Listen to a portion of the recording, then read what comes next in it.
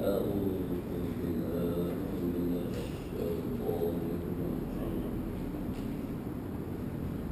بسم الله الرحمن الرحيم. الحمد لله الذي جعل لكل شيء سببا بالمشيئة، والصلاة والسلام على ترجمان ألوهيته ودليل وحدانيته سيدنا محمد المبعوث ببحر المعجزات لتأييد رسالته وتصديق هدايته، وعلى آله وأصحابه وأتباعه أجمعين، ولا حول ولا قوة إلا بالله العلي العظيم عدد كل حرف جبا ويكتبوا أبد الآبدين ودهر الداحلين. اللهم فقهنا في الدين وعلمنا التأويل. اللهم فقهنا في الدين وعلمنا التأويل. اللهم فقهنا في الدين وعلمنا التأويل. اللهم رب اشرح لي صدري ويسر لي أمري واحلل عقدة من لساني يفقهوا قولي. أما بعد، فقال الشيخ المؤلف رحمه الله تعالى ونفعنا بعلومه في الدارين آمين يا رب العالمين. قال رسول الله صلى الله عليه وسلم أفضل الدعاء أن تسأل ربك العفو والعافية في الدنيا والآخرة، فإنك إذا أعطيتهما في الدنيا ثم أعطيتهما في الآخرة فقد أفلحت. Rawahu Ibnu Majah an Anas. Seafdal doa itu bahawa engkau pinta Tuhan engkau maafkan dan afiatkan dunia akhirat sama sekali. Yang demikian apabila diberi akan dikau kedua-duanya di dunia, kemudian diberi pula di akhirat, maka sesungguhnya bahagialah engkau. Qala musannifu rahimahullah ta'ala, hadis yang diriwayatkan oleh Ibnu Majah, salah seorang daripada sahibus sunan, tuan kitab sunan, itulah Sunan Sittah, kitab-kitab hadis yang paling top, yang teratas kedudukannya, yang paling ditausikan, dipertubuhkan, itu ialah dikenali sebagai Sunan Sittah. Hadis sunan, mana Sunan Sittah, Sittah mana 6 buah kitab hadis, dimulai dengan kitab Jami' Sahih Al-Bukhari, mana kitab Sahih Bukhari dipanggil juga sebagai Jami' Sahih Bukhari.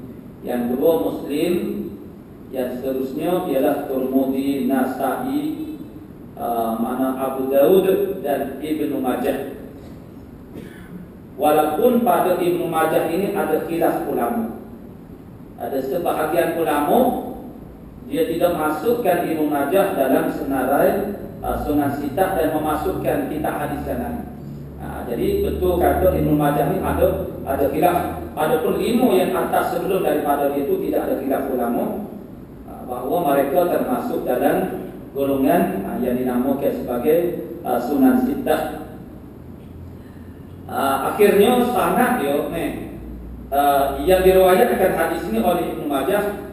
Akhir sanad, ini dia ada disiplin ilmu hadis. Sanad itu sangat penting. Bahkan dalam pemberitaan apapun, sanad inilah yang dapat memastikan kesahihan mana berita. Sanad merupakan rangkaian rawi-rawi daripada satu lapis kepada satu lapis sehingga sampai kepada sumber yang asal, ialah Nabi sallallahu alaihi wasallam. Maknanya Ibnu Majah ini tentu dia ambil daripada tok guru dia ambil daripada tok guru dia sehingga sampai kepada Anas bin Malik. Anas bin Malik ambil daripada Rasulullah sallallahu alaihi wasallam.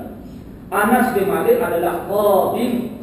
Khadim maknanya tukang khidmat kepada Nabi. Kalau kita baca hadis ahkam, hadis yang berkaitan dengan hukum penyusunan kitab dia. Masuk kitab mana bab itu sama dengan kitab fiqh. Bermula dengan kitab taharah, bab bercara mengenai taharah, bab bersuci daripadanya qada hajat. Adalah hadis-hadis qada hajat Nabi, semuanya diriwayatkan oleh Anas bin Malik. Sebab apa? Kerana dia tukang khidmat kepada Nabi. Budak Nabi dipanggil budak atau khadim.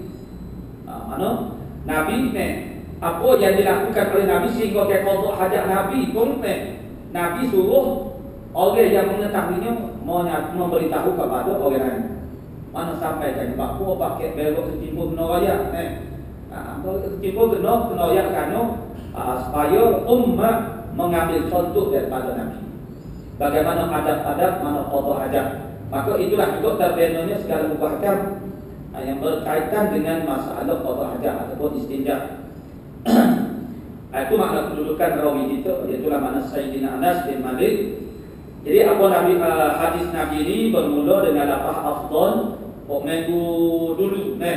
Itulah hadis yang pertama yang dimulai dengan lafaz afdal. Dan kita sudah maklum cara tertib susunan hadis dalam kitab ini mengikut abjad mana hamzah dan harah hijaiyah. Harah hijaiyah mana harah hijaiyah Arabiah lah. Mana alif ta sehingga sampai akhirnya iaitu tertib permulaan lafaz hadis. Yakni permulaan perkataan hadis itu bermula dengan harah hamzah. Jadi sekarang kita tak habis lagi ni. Hadis yang dimulakan dengan harah hamzah, masuk dengan huruf hamzah. Afdal. Ada juga semua kitab hadis dia susun kitab dia. Yang pertama, yang kedua, yang ketiga mengikut abjad juga, tapi mengikut nama rawi. Seperti mana Ibnu Abbas, Abu Bakar, itu yang duduk pada awal. Itu mengikut tartib nama perawi-perawi hadis. Adapun kita ni mengikut tartib abjad hijaiyah Arabiah itu mengikut lafaz yang mula-mula disebut dalam hadis. Jadi sekarang ni hadis yang kedua yang dimulai dengan perkataan afdalu. Afdalu ni perkataan afdalu sudah maklum bagi kita. Dah sudah jadi perkataan bahasa Melayu loh. Tidak banyak perkataan bahasa Arab dan istilah-istilah agama ni dah jadi macam bahasa Melayu lah. Afdal, kita sebut sama afdal, lebih afdal.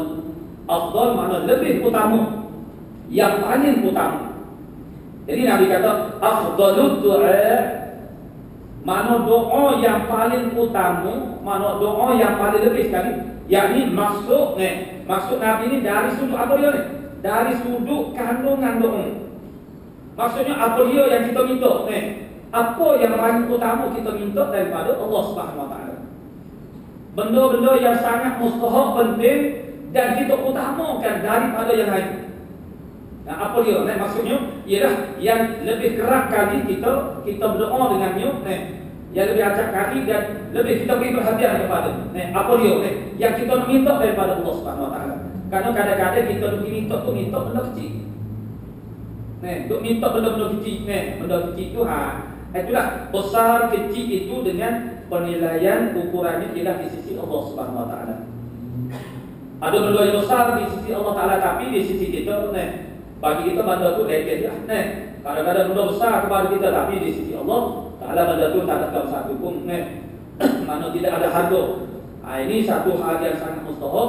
Dia panggil persepsi kita, kefahaman kita, penilaian kita terhadap hakikat harga harga atau penilai suatu perkara. Itu mesti dia panggil betul mutabaqah muwafaqah dengan syarat. Muwafaqah dengan syarat maksudnya apa yang Allah Taala kata besar, itulah juga yang dibesar-besarkan oleh kita. Ini banyak bercanggah dari kehidupan kita ni. Benda agama tak besar, itulah kita duk besarkan dia. Benda yang kecil dari agama kita duk besar, menurut kita beri perhatian, habiskan tenaga, usaha, masa kita ni, kita sanggup korbankan apa saja untuk benda tu, apa makna benda tu besar. Akhirnya maknanya ni, kita panggil klik jumpa dengan Allah Taala sesuatu dengan keadaan rugi dah. Masa kita fahami duk buat benda-benda kecil ni. Benda yang tidak dihargai pada syariat. Jadi kalau kita nak meminta, bermohon kepada Allah Taala, mintalah benda-benda yang paling utama itu lebih keras berbanding perkara yang lain. Dengan sebab itu kita kena tahu apakah perkara yang paling utama sekali untuk kita memohon, kita berdoa kepada Allah Subhanahu Wa Taala. Jadi kata Nabi, afdalud du'ai, yang paling afdal, yang paling utama doa, antas ala rabbaka, bahawa engkau memohon, meminta akan Tuhan engkau al-afwa wal-afiyata. Al-afwa wal-afiyata. Al-afwa, inna Allah yuhibbul afwa. Al-afwa makna kemaafan daripada Allah Subhanahu Wa Taala. Benda yang sangat mustahil dan sangat besar ialah kita minta ampun, minta maaf daripada Allah Taala. Sebab apa? Sebab kita banyak dosa. Kita banyak buat dosa. Kita buat dosa sekali, buat dosa semua. Buka mata daripada kita, terus buat dosa lagi. Dan dosa ni bukannya payah melalui sangka pun sudah tahu. Innama ya ayyuhalladzina amanu jitanibu katsiran minal jin. Maknanya ya ayyuhalladzina mana yajtanibu minaz zanni. Maknanya wahai orang beriman, jauhkanlah daripada kebanyakan sangka-sangka. Sebab apa? Fa inna ba'dha dhann ithmun. Karena setengah daripada sangka-sangka itu ialah dosa. Bersangka itu ni, kebanyakan daripada sangka-sangka itu banyaknya ialah sangka yang jahat. Maksud ayat ini sebenarnya Tuhan ayat ya ayyuhalladzina amanu jitanibu katsiran minaz zanni. Mana jauhi daripada kebanyakan sangka-sangka. Maksud kebanyakan sangka-sangka itu ialah dia panggil su'uzon, jahat sangka, buruk sangka. Apa yang Allah Ta'ala nak tegur ialah bersangka buruk, bersangka jahat kepada orang lain. Tapi ni Allah Ta'ala nak sebut mana ijtanibu su'azonni, tak sebut macam tu. Tapi Allah Ta'ala sebut katsiran minaz zanni, kebanyakan daripada sangka-sangka. Apa tu? Kerana nak ayat kata bahasanya kebanyakan daripada sangka yang wujud, yang ada dalam hati kita, dalam diri kita, kebanyakannya ialah yang jahat, yang buruk. Pernah di antara dalam pengajian kita ikuti pengajian di antara guru-guru yang dia buat misal macam ni. Umpamanya dalam satu masa kita ada 10 sangka kita ni banyak. Cuma kita tak pernah panggil ialah sebab benda tu macam khawatir di mana lintas di hati. Mana kita nak kira, mana benda tu kita terlintas tu, sementara terlintas. Begitu begini banyak kali kita nak kira, nak audit dia kan. Tak terkira. Begitu juga sangka kita. Dan katakanlah pada satu masa kita ada 10 sangka. Dalam satu masa kita ada 10 sangkaan. Maka semua daripada nak ayat kata katsiran minaz zanni, maknanya kebanyakan daripada sangka-sangka itu ialah sangka jahat. Mana daripada 10 sangka kita, 9 daripadanya ialah sangka buruk. Yang sangka banyak hanya satu saja. Sebab itulah Allah Ta'ala dia nak menyatakan bahasanya supaya kita beringat bila kita nak bersangka. Kerana kebanyakan daripada sangkaan kita ni akan jatuh di dalam sangka yang buruk. Kita mudah sangat bersangka tak molek kepada orang. Kita tengok orang pakai semak-semak, kita kata apa dia tu semak-semak. Kalau pakai selekeh pula, ini mudah sangat. Macam-macam jadi mana kita mudah bersangka tak baik. Islam diajar begini. Kita kena bersangka jahat kepada diri kita sendiri. Bersangka baik kepada orang lain. selagi dia tidak menzahirkan kejahatan. Kalau orang itu sudah menzahirkan kemaksiatan, itu tidak nama sangka jahat dah. Kalau orang itu memang dah menzahirkan perangai jahat, buat maksiat, orang panggil menzahirkan perlakuan maksiat, maka itu tidak nama sangka jahat. Sebab dia sudah mengiklankan yang sangka jahat ini kepada orang yang menyembunyikan kejahatan. Orang yang melakukan maksiat, ada yang melakukan maksiat secara terang-terangan, ada yang menyembunyikan maksiat, dia tak sama. Dia orang yang menzahirkan maksiat ini kadang-kadang sampai mereka dia tu berbangga-bangga, bermegah-megah dengan maksiat. Jadi kalau orang yang macam tu, orang yang memang dia nak orang lain tahu dia ni kaki maksiat, itu tidak nama bersembah jahat. Kalau kita kata siang itu anak perangai jahat awak maksiat, dari keadaan dia memang seorang yang mu'lin, orang yang mengiklankan maksiat, orang yang menzahirkan maksiat, itu tidak dinamakan sangka jahat. Bersangka jahat ini kepada orang yang berusaha untuk menutupi rahsia. Rahsia keaiban kita ni Tuhan suruh kita sifat, jangan buka. Dan Allah Ta'ala sendiri tidak akan membuka keaiban kita. Malaikat kita sendiri yang sengaja pisau segala buka. Dia orang ni hak boleh tak ada nak orang yang orang panggil cari bongkar keaiban dia sendiri nak royak orang itu maksudnya orang yang tidak ada harga diri. Orang yang ada harga diri dia panggil ada muruah, dia malu kalau orang tahu keburukan dia. Setiap daripada kita ni ada benda yang tak comel, orang duduk, tapi kita tak tunjuk ke orang. Apa kita tak tunjuk ke orang? Tak payahlah. Jangan royak kita orang hujung ke apa.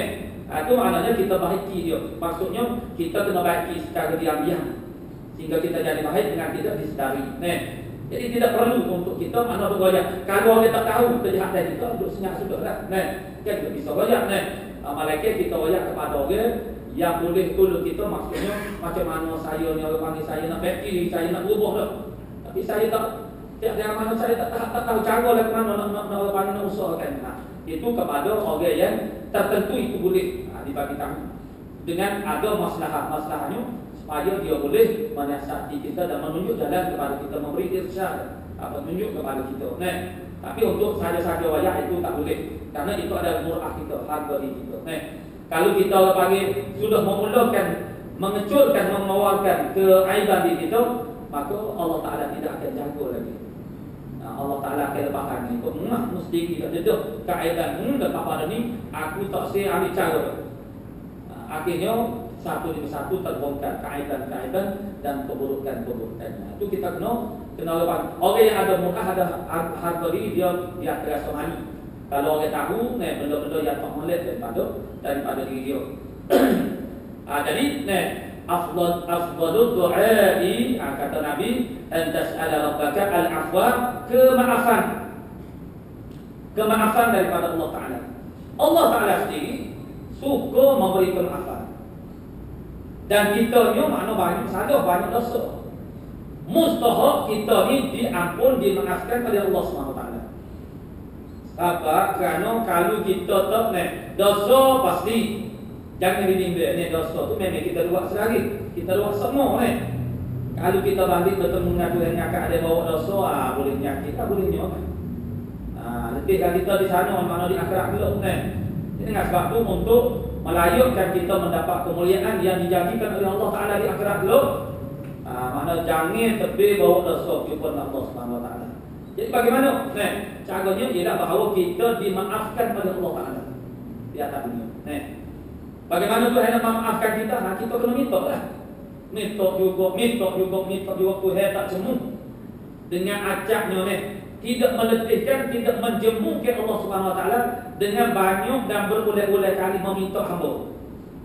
Apa saja kalau kita orang minta dulu, kau minta berapa sekali, tak apa, 2 kali tak apa, 3 kali tak apa tapi mai acak-acak nama semua kerak sana, kita mula cemu.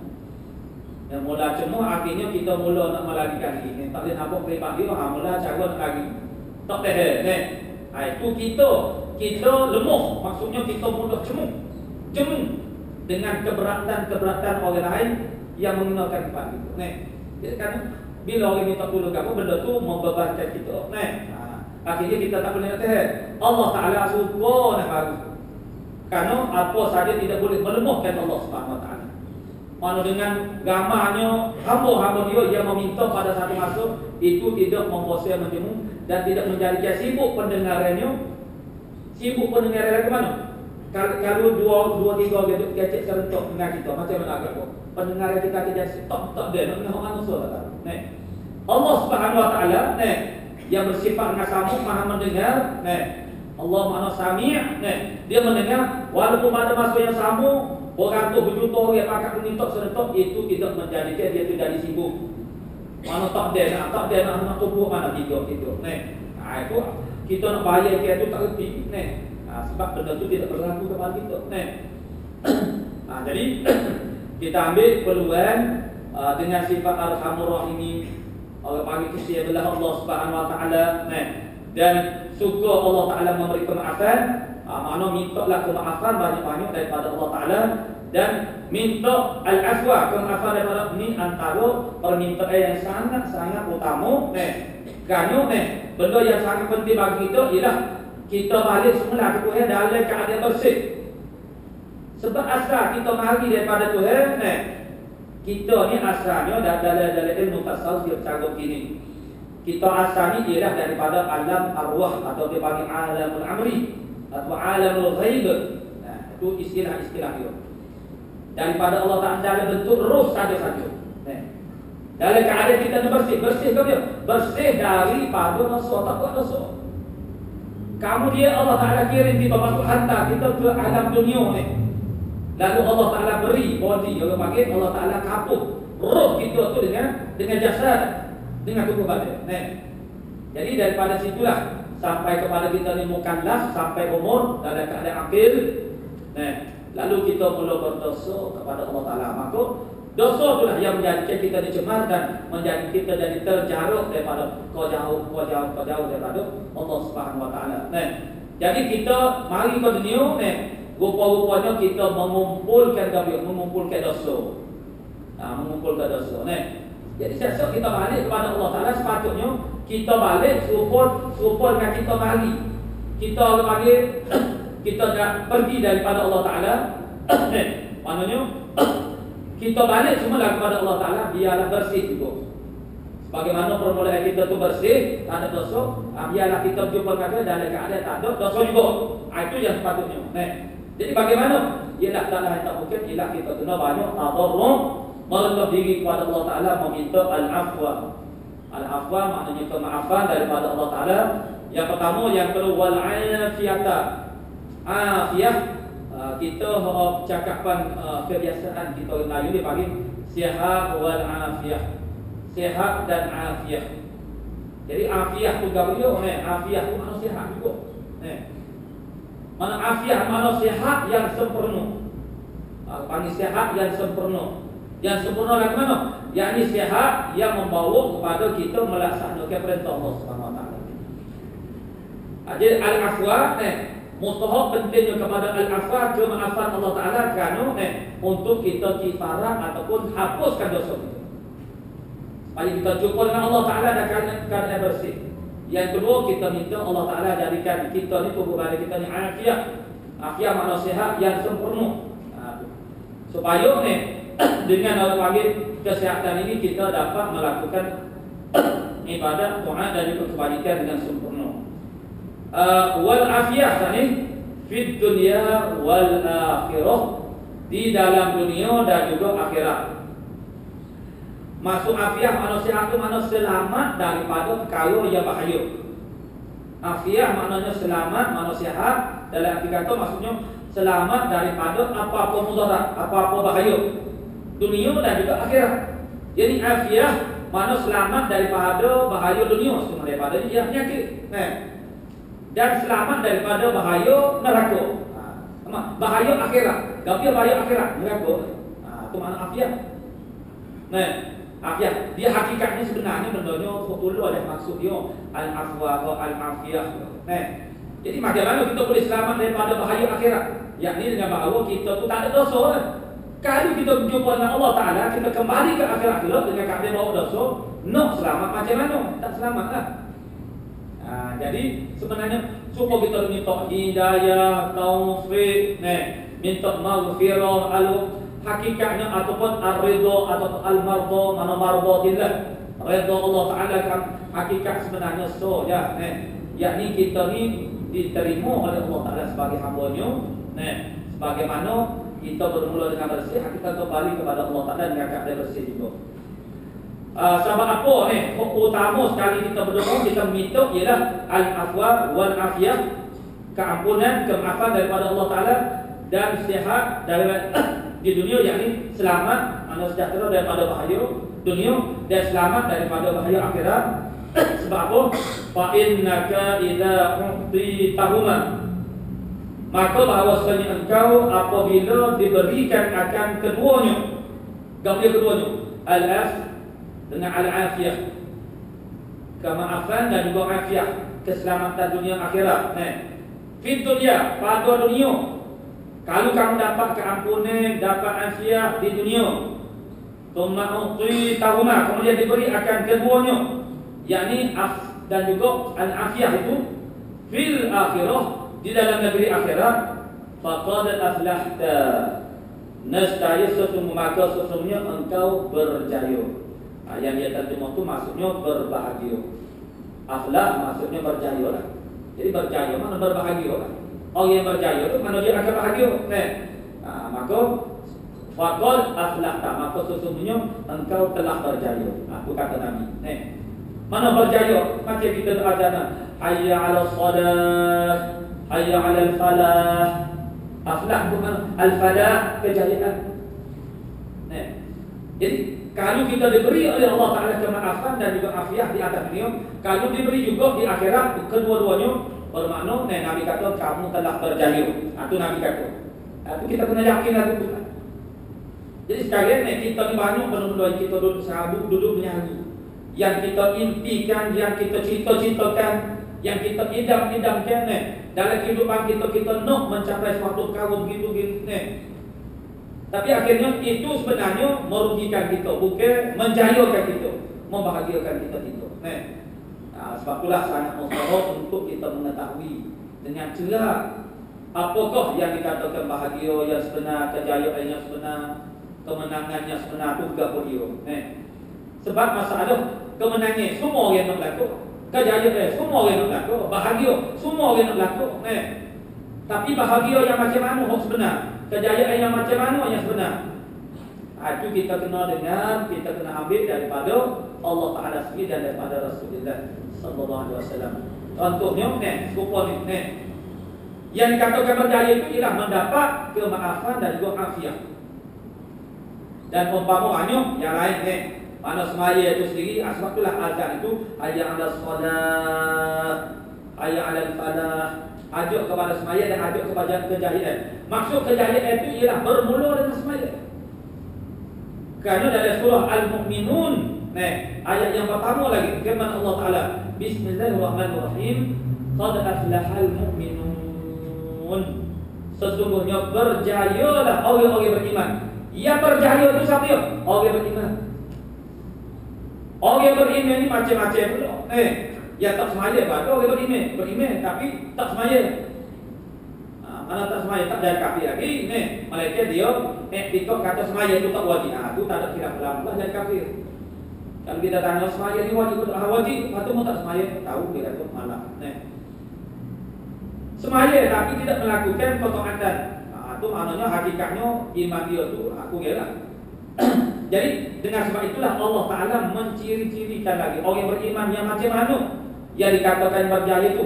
Allah Taala teruskan dengan ayat yang kedua, alladzina hum fi salatihim khashi'un, mereka yang di dalam sembahyang mereka khasyi'. Khasyi' makna yang khusyuk, mana sembahyang dalam keadaan khusyuk. Orang beriman tak semaya, orang beriman, orang tak beriman tak berjaya. Yang berjaya hanya orang yang beriman saja. Kejayaan itu hanya milik orang beriman. Kena yakin lagu itu. Jangan kita rasa orang sedahlah, orang kafir itu mewah. Jangan. Yang berjaya itu ialah hanya orang yang beriman saja. Mana kejayaan yang diakhirah oleh Allah Subhanahu Wa Taala ialah orang beriman. Orang berimej saja berimej tapi tak buat amal soleh, tak jadi juga ni. Sebab alladzina hum fi salatihim bermaknanya orang yang sembahyang. Berimej tapi tak semaya, tak berjaya juga ni. Semaya tapi tak khusyuk, tak berjaya lagi. Maknanya semaya patut dalam keadaan khusyuk. Secara ringkas dan mudahnya, dengan masa yang begitu singkat ini, maksud khusyuk juga dia tetap anggota itu mudah membuat dan tetap hati. Tetap hati itu payah. Kita nak tazkirul qalb, nak mendiamkan hati, tetap hati kita dengan Allah. Mana bila kita masuk dari semaya, Allahu Akbar, hati tetap memikirkan tentang Allah Taala saja. Itu dia panggil tetap. Kalau sekali ingat ke Allah, sekali ingat ke benda lain, ingat kepada itu ini macam-macam lah kita ingat tak perlu sebutlah macam-macam. Banyak perkara yang kita ingat nama tetap pada kali itu. Tetap lagi mana? Tak tetap lah Tetap ni tetap ingat kepada Allah Taala sahaja. Dari arti kata macam mana? Ta'zim kepada Allah Taala, mengagungkan Allah Taala, membesarkan Allah Subhanahu Wa Taala, malu kepada Allah Taala, rindu kepada Allah Taala. Benda-benda tu ada lah tu. Itu serupa kalau kita tengok dalam kitab Musalli, di sana dia sudah atur tu. Bagaimana rupa kehambaan yang wujud dalam diri kita dan hati kita hasil daripada perbuatan semaya dan juga bacaan dari semaya. Umpamanya ketika kita takbir, mana takbir? Kita kata Allahu Akbar. Itu maksudnya sepatutnya penghayatan kita ni ialah taslim dia bagi. Taslim makna penyerahan diri kita kepada Allah Taala. Allahu Akbar. Apa makna Allahu Akbar? Terjemuh dia Allah Maha Besar. Tu terjemuh saling masuk pengertian dia Allah Maha Besar maknanya maksud pehe apa yang kita baca dan apa yang kita buat.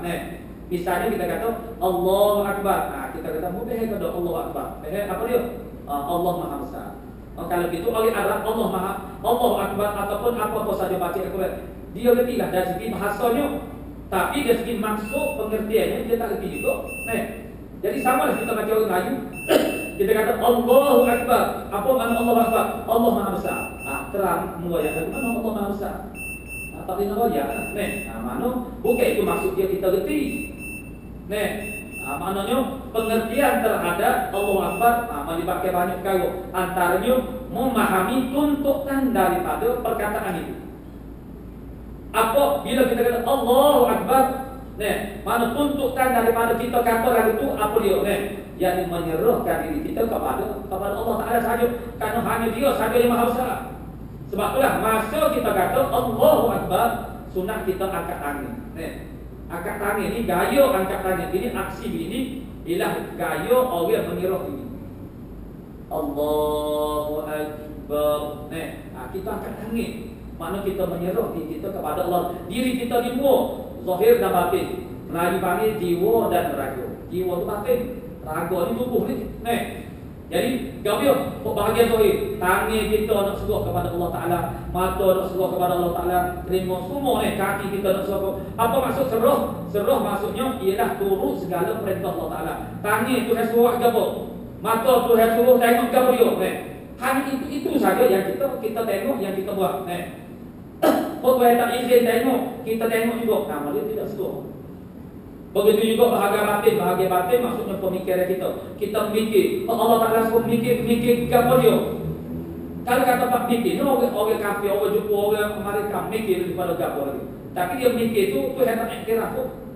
Sebab apa? Sebab dia mikir tu tak sampai kepada Allah Subhanahu Wa Taala. Kita mikir yang biasa-biasa, tapi karena sampai kepada Allah Taala, mana pemikiran kita sangat dihargai oleh Allah Taala. Perasaan kita tu habis jiwa juga menyerahi kita dengan perasaan kita, yakni perasaan kita gabia, malu, benci, suka, saya. Yang kita nak benci itu benci apa dia dan benci siapa dia.